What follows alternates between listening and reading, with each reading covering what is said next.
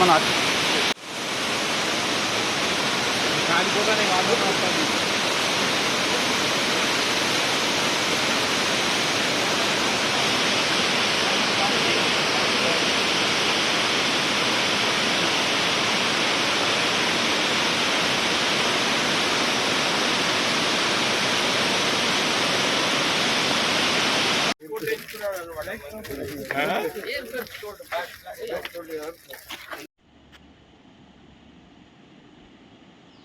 అది ఏం సాధ్యమవుతుంది, అది మామూలు కూడా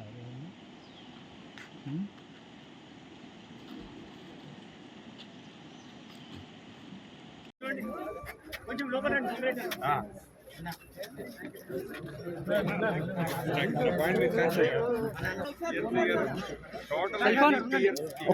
एक मिनट मैं DPR हूँ, जरा मैं भेज जाता साहब। अरे दबा बाबा जल्दी दबा, क्या देख रहे हैं आप?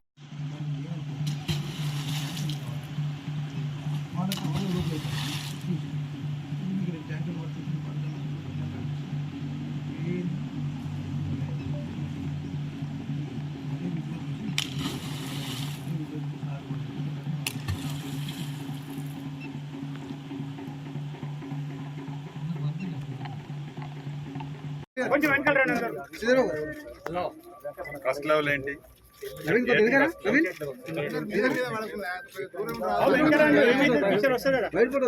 సేమ్ లెవెల్ 1 మీటర్ కూడా విజువల్స్ కనపడలేదు అంటే ఫిల్ అయింది.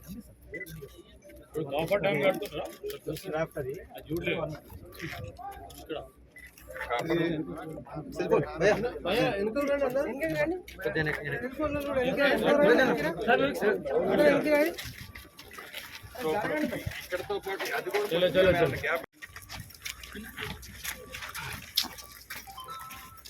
డిఫరెన్స్ కోసం వెనక్కి తీసుకొస్తాను.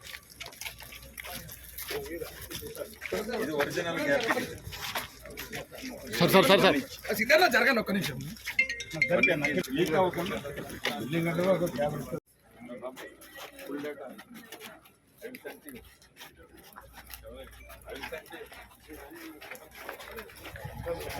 మర్చిపోయారు ఏసీ గారు రికార్డ్ చేసి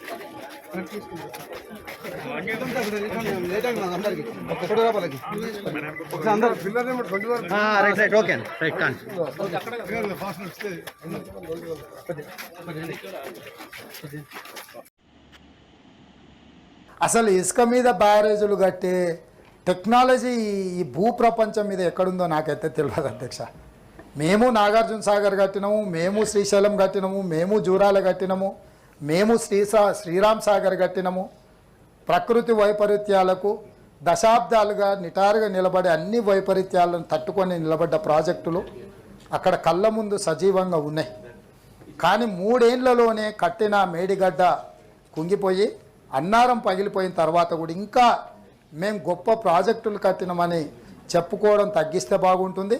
శాసనసభ సమావేశాలు పూర్తయిన తర్వాత ఒక మొత్తం సభ్యుల బృందాన్ని గతంలో ఈ ప్రాజెక్టులు పూర్తి చేసినప్పుడు గ్రామాలలో బస్సులు పెట్టి ఈ ప్రాజెక్టుల దగ్గరికి పర్యటనకు రైతులందరినీ పంపించారు. నేను మొట్టమొదట అందరి సభ్యులకు మా శాసనసభ లెజిస్లేటివ్ అఫేర్స్ మినిస్టర్ గారి ప్రాంతం అది, వారిని నేను అనుమతి అడుగుతున్నాను. ఎందుకనంటే ఆ మేడిగడ్డ వారి సొంత శాసనసభ నియోజకవర్గంలోకి వస్తుంది.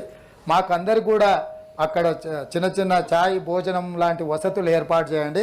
అటు అసెంబ్లీలో ఉన్న ఎమ్మెల్యేలను ఇటు శాసనమండలిలో ఉన్న సభ్యులందరినీ కూడా అక్కడ పర్యటనకు తీసుకెళ్తాను. ఏ విధంగా అది కుంగిపోయి ఎందుకు పనికి రాకుండా అయిపోయిందో మిమ్మల్ని అందరినీ తీసుకెళ్ళి చూపిస్తాము. మీరందరి సూచనల మేరకే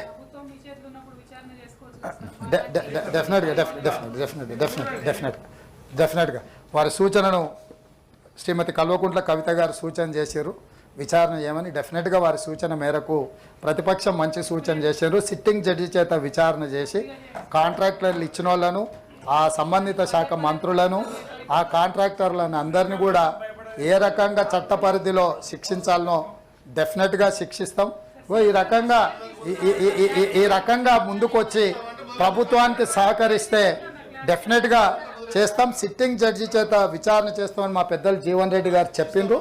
నేను కూడా వారి సూచనను కూడా పరిగణలోకి తీసుకొని డెఫినెట్గా మేడిగడ్డ విషయంలో అన్నారం విషయంలో సిట్టింగ్ జడ్జి చేత విచారణకు ఆదేశించి విచారణ చేపడతామని ఈ విషయం చెప్తున్నా అధ్యక్ష. ప్లీజ్ రాజుగారు, రాజుగారు please please please please please please అదే కూర్చోవయ్యా.